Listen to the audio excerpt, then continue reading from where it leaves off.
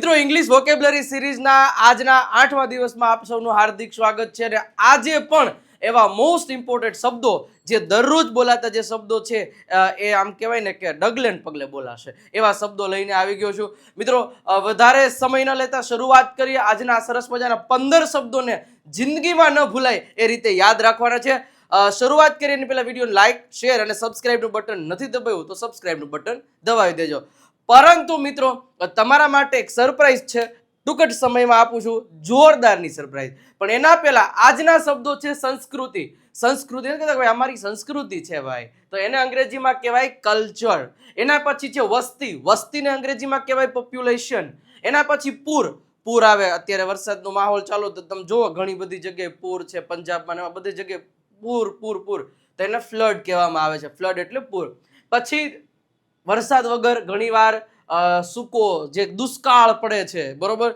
એને અંગ્રેજીમાં ડ્રોટ કહેવામાં આવે છે સ્વતંત્રતા એટલે કે ફ્રીડમ ઓકે વ્યાજ અથવા તો રસ ઓલો જે પૈસા ઉપાડો જેની ઉપર વ્યાજ લાગે ખબર અથવા તો આપણને કોઈનામાં રસ હોય તો એને કહેવાય ઇન્ટરેસ્ટ ઓકે એના પછી જમા કોઈ વસ્તુ પૈસા આપણે જમા કરાવીએ કોઈ વસ્તુ જમા કરાવીએ એને ડિપોઝિટ કહેવાય બરોબર એના પછી છે ઉપાડવું એટલે વિથડ્રો બરોબર પણ વિથડ્રો આપણે બોલીએ છીએ વિથડ્રો ઓકે વિદ્રોહ ને વિથડ્રો ઓકે જમા અથવા તો ઉધાર આપણે બેંકમાં પૈસા જમા કરાવીએ બરોબર છે અથવા તો આપણા ખાતામાં જમા થાય તો એને શું કહેવાય ક્રેડિટ અથવા તો આપણા ખાતામાંથી પૈસા ઉપડે તો ડેબિટ આનો મેસેજ કોઈને ન ગમે આનો મેસેજ બધાને ગમે ઓકે પછી છે પત્રકાર જેને અંગ્રેજીમાં જર્નાલિસ્ટ કહેવાય છે પરંપરા પ્રતિષ્ઠા અનુશાસન પરંપરાને અંગ્રેજીમાં ટ્રેડિશન કહેવામાં આવે છે વિધિ આપણે કહેતા કે ભાઈ અમારે અહીંયા આજે આ વિધિ છે પેલી વિધિ છે તો એને અંગ્રેજીમાં સેરેમની કહેવાય નથી કહેતા વેડિંગ સેરેમની ઓલી સેરેમની આ તો સેરેમનીનું એ ગુજરાતી થાય વિધિ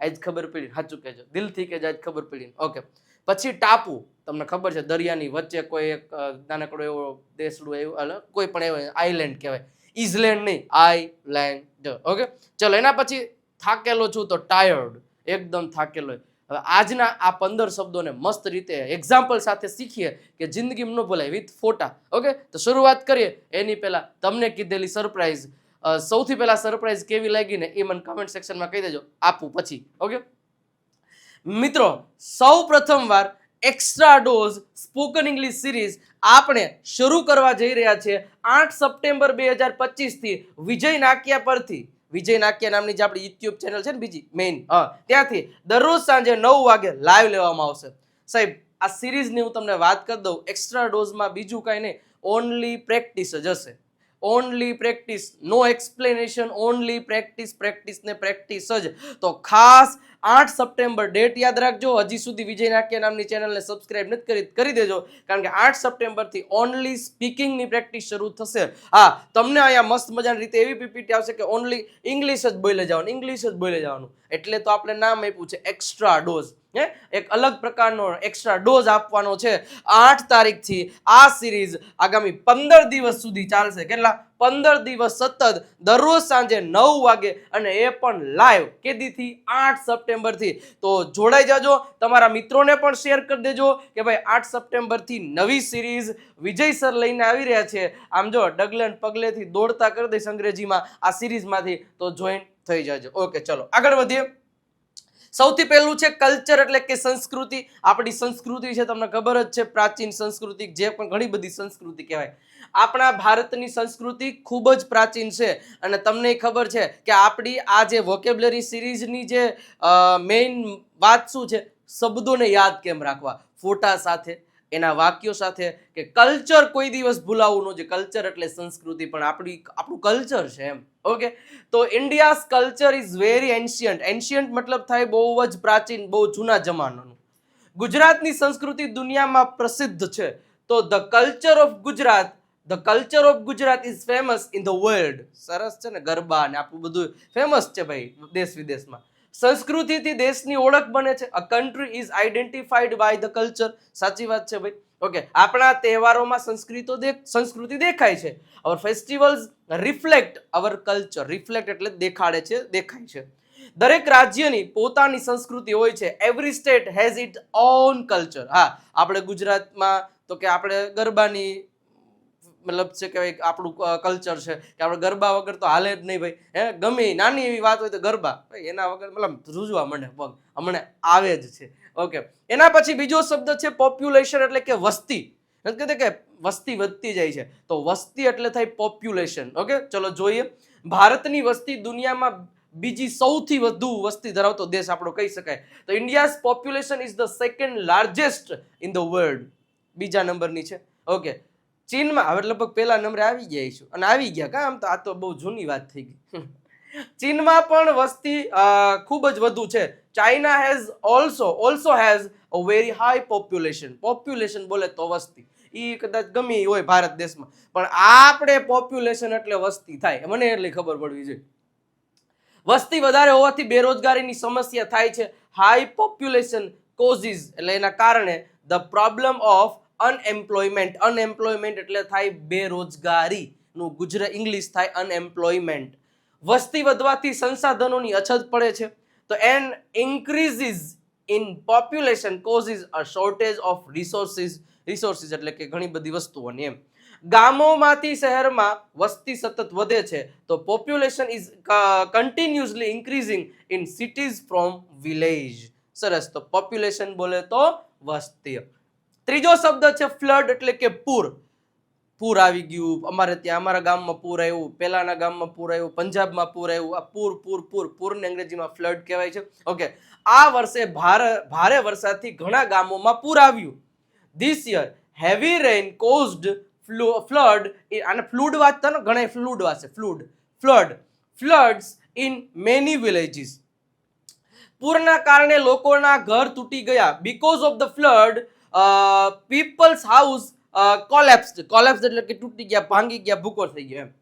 પૂરથી ખેતીનું મોટું નુકસાન થયું છે. The flood caused great damage of crops એટલે કે ખેતરમાં એમ. સરકારે પૂરગ્રસ્તોને મદદ પહોંચાડી. તો government provided help to flood victims. Victims એટલે કે એના જે ભોગી બન્યા હોય. પૂરથી રસ્તા અને પુલો તૂટી ગયા. Roads and bridge were destroyed due to flood. ફ્લડથી આ વસ્તુ થઈ ગયું.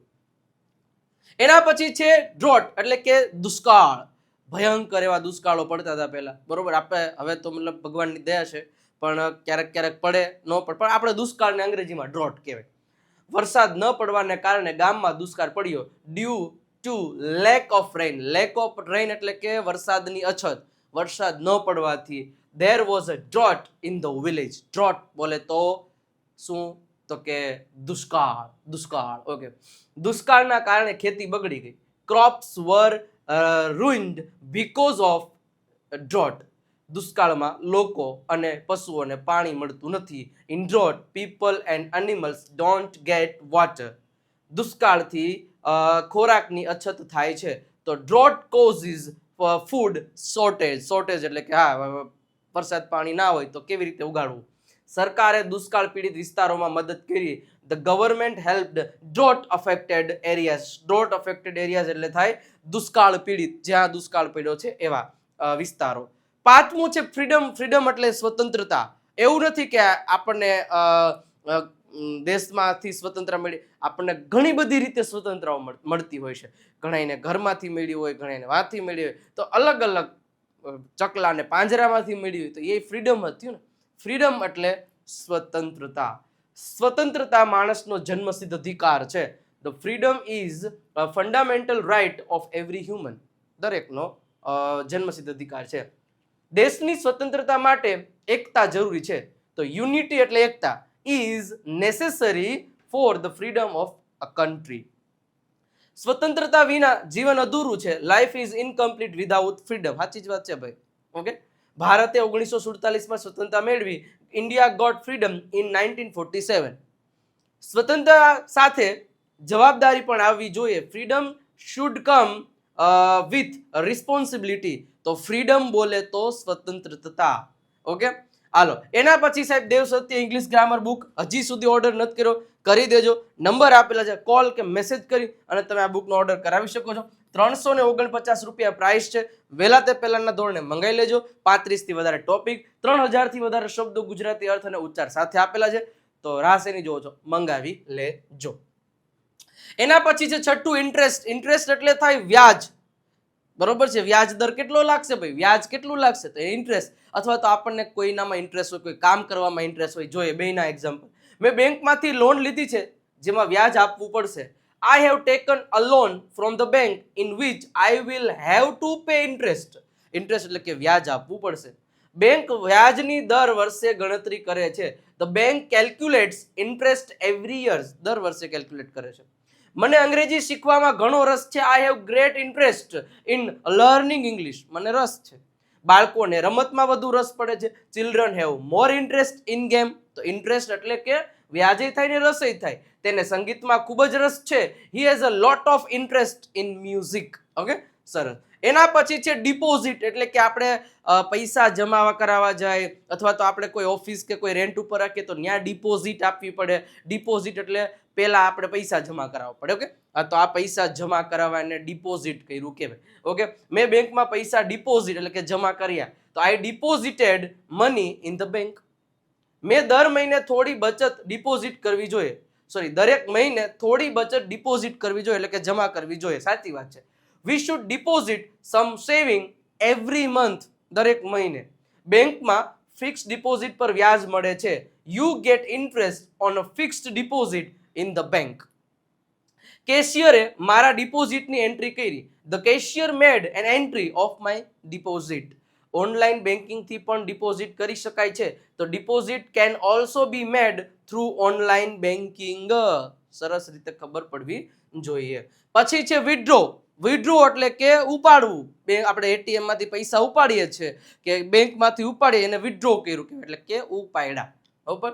તો મેં બેંકમાંથી 5,000 રૂપિયા ઉપાડ્યા, તો આઈ વિથડ્રુ થઈ જાય. ડ્રો નું વિથડ્રુ, કારણ કે આપણને ખબર છે ભૂતકાળનું રૂપ છે V2. તો I withdrew with 5,000 rupees from the bank. તમે એટીએમ માંથી કેશ વિથડ્રો કરી શકો છો. You can withdraw cash from the ATM. તમે કરી શકો છો. મારી પાસે આજે પૈસા વિથડ્રો કરવાનો સમય નથી. I don't have time to withdraw money today. અરે વાહ. એક દિવસમાં મર્યાદિત રકમ જ વિથડ્રો કરી શકાય છે. તો only a limited amount can be withdraw in one day. એક જ દિવસમાં અમુક કિંમત જ તમે ઉપાડી શકો છો. ઓનલાઈન ટ્રાન્ઝેક્શન થી પણ પૈસા વિથડ્રો કરી શકાય છે. Money can also be withdraw through an online transaction. Okay, ચાલો. એના પછી ક્રેડિટ એટલે કે જમા અથવા તો ઉધાર. તો મારા ખાતામાં આજે પગાર ક્રેડિટ થયો. વાહ, જમા થયો પગાર. ઓકે, તો નથી કહેતા your account has been credited. Credited એટલે કે તમારામાં જમા થયું. ડેબિટેડ એટલે જમા, એટલે તમારામાંથી ઉપડી ગયા પૈસા.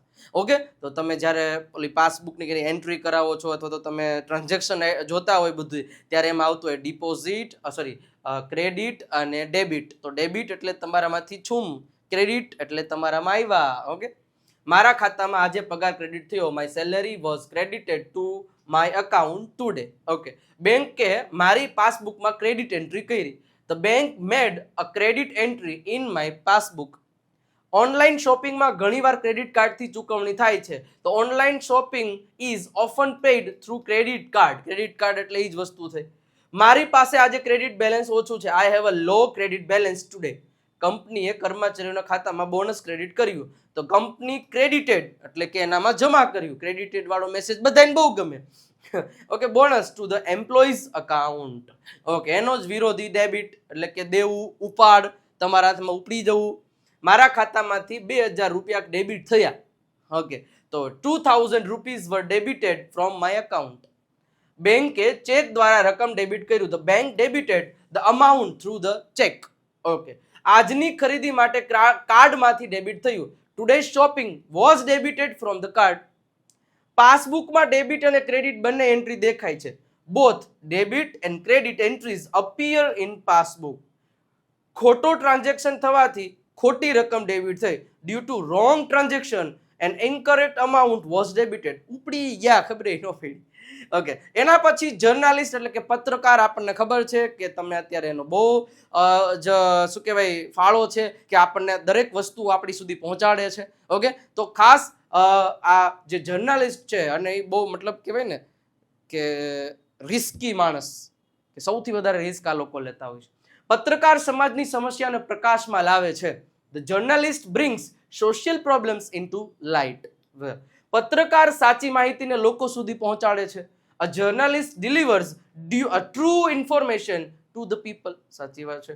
પત્રકારનું કામ ખૂબ જ પડકારજનક હોય છે. કીધું ને કે the job of journalist is very challenging. પત્રકાર સમાચાર એકત્ર કરવા માટે ઘણી જગ્યાએ જાય છે. તો journalist travels to many places to collect news. પત્રકાર વિના અખબાર અધૂરું છે. તો a newspaper is incomplete without journalist. ખબર પડી ગઈ. પત્રકારનો ખૂબ જ મોટો ફાળો રહેલો છે આપણા સુધી માહિતી પહોંચાડવાનો. અને આ જે કોર્સિસ છે એનો ખૂબ જ શું કહેવાય માહિતી પહોંચાડવાનો તો તમારા સુધી કામ પત્રકાર કરે છે. અંગ્રેજી શીખવાનું જવાબદારી કામ વિજય નાક્યા નામની યુટ્યુબ ચેનલ અને એ એપ્લિકેશન કરે છે, હું અને મારી ટીમ કરે છે. લાઈવ સ્પોકન ઇંગ્લિશ કોર્સ છે. તમે 3 અલગ અલગ કોર્સમાંથી કોઈ પણ એક કોર્સ પરચેસ કરી શકો છો. નંબર તમને આપેલો છે 97 272 92 પર કોલ કે મેસેજ કરી અને તમે કોર્સ પરચેસ કરી શકો છો. તો વહેલા તે પહેલાના તમે કોઈ પણ એક કોર્સ પરચેસ કરી શકો છો. ઓકે, હવે 12મું છે ટ્રેડિશન એટલે કે પરંપરા. ભારતની પરંપરાઓ ખૂબ જ પ્રાચીન છે. તો India's tradition are very ancient એટલે કે ખૂબ જ પ્રાચીન છે. દરેક તહેવારમાં પોતાની ખાસ પરંપરા હોય છે. તો every festival has it's on special tradition. લગ્નમાં ઘણી પરંપરાઓનું પાલન થાય છે. તો મેની ટ્રેડિશન એટલે કે પરંપરા જે પહેલેથી હાલ્યું આવતું હોય એ આપણે ગુજરાતીમાં કહીએ તો આર ફોલોડ ઇન વેડિંગ. પરંપરા આપણને સંસ્કૃતિ સાથે જોડે છે. Tradition connects us with culture. Okay, બાળકોને પરંપરા શીખવવી જોઈએ. It is important to teach children about tradition. એની સાથે છે વિધિ એટલે કે સેરેમની. જે કંઈ પણ આપણે લગ્નમાં વિધિ થતી હોય કે કોઈ પણ પ્રકારની વિધિ એને અંગ્રેજીમાં સેરેમની કહેવાય છે. આજે શાળામાં વિધિ છે તો તમે કહી શકો today there is a ceremony in school. લગ્નની વિધિ ચાલી રહી છે. The marriage ceremony is going on. ચાલી રહી છે. પુરસ્કાર વિધિ ટૂંક સમયમાં છે. Award ceremony is soon. Okay, વિદાય સમારંભ આવતીકાલે છે. The farewell ceremony is tomorrow. નવા ઘરની વિધિ થઈ ગઈ છે. The new house ceremony is done. તો સેરેમની એટલે થાય વિધિ. નંબર 14 ટાપુ એટલે થાય આઇલેન્ડ. આને આઇસલેન્ડ કે આઇસલેન્ડ એવું વાંચતા નહીં. આઇલેન્ડ મતલબ કે એસ આઇલેન્ડ છે. આ ટાપુ ખૂબ જ નાનું છે. તો this island is very small. ખૂબ જ સ્મોલ છે. અમે ટાપુ પર ગયા હતા. We went to the island. ટાપુ સમુદ્રમાં છે. Island is in the sea. આ ટાપુ ખૂબ જ સુંદર છે. This island is very beautiful. ટાપુ પર ગામ છે. There is a village on the island. Okay, તો આઇલેન્ડ એટલે થાય ટાપુ. આવી રીતના હોય દરિયાની વચ્ચે. અને 15મો શબ્દ છે ટાયર્ડ એટલે કે થાકેલો. હું આજે ખૂબ જ થાકેલો છું. I am very tired today. તે કામથી થાકી ગઈ છે. She is tired from work. તેઓ લાંબી મુસાફરીથી થાકી ગયા છે. They are tired from the long journey. બાળક રમતા રમતા થાકી ગયો. Child got tired while playing. હું અભ્યાસથી થાકી ગયો છું. I am tired of studying. તો ટાયર્ડ એટલે કે થાકી જવું. સાથે સાથે ઇંગ્લિશ ચેમ્પિયન પીડીએફ કિટ હજી તમારી પાસે નથી આવી તો કરી લેજો. એકદમ બેઝિકથી પ્રેક્ટિસ અને માહોલ જોરદાર પાડશે. 417 છે પણ અત્યારે 299 મળી જશે. નંબર ઉપર કોલ મેસેજ કરીને માહિતી તમે લઈ શકો છો. QR કોડને સ્કેન કરીને તમે ત્યાંથી પરચેસ કરી શકો છો. વોટ્સઅપ ચેનલમાં જોડે જજો કારણ કે હવે નવી સિરીઝ ચાલુ થવાની એની માહિતી બધી અહીંયા મળશે. વિજય નાક્યા અને વિજય નાક્યા ઇંગ્લિશ ગુરુને પણ ફોલો કરી દેજો. અને એક્સ્ટ્રા ડોઝ 8 સપ્ટેમ્બર 2025 થી શરૂ થવાનું છે. વિજય નાક્યા નામની આપણી જે બીજી ચેનલ છે તેમાં મતલબ કે ઓલમોસ્ટ 6 લાખ જોડાવા એવા છે. સબસ્ક્રાઇબનું બટન દબાવી દેજો. દરરોજ સાંજે 9 વાગે લાઈવ આપણે પ્રેક્ટિસ કરવાના છે ઇંગ્લિશને. તો જોડાઈ જજો. અને આજનો લેક્ચર કેવો લાગ્યો મને કમેન્ટ સેક્શનમાં જણાવશો. રેડ હાર્ટ બધાએ કમેન્ટ સેક્શનમાં મૂકવાનું છે. દિલ્લું મૂકી દેજો. વિડીયો લાઈક કરી દો, શેર કરી દો અને સબસ્ક્રાઇબનું બટન દબાવી દો અને સરસ મજાની રીતે અંગ્રેજી શીખતા રહ્યો. મળીએ છીએ નેક્સ્ટ લેક્ચરમાં. ત્યાં સુધી આવજો. Bye bye, Tata.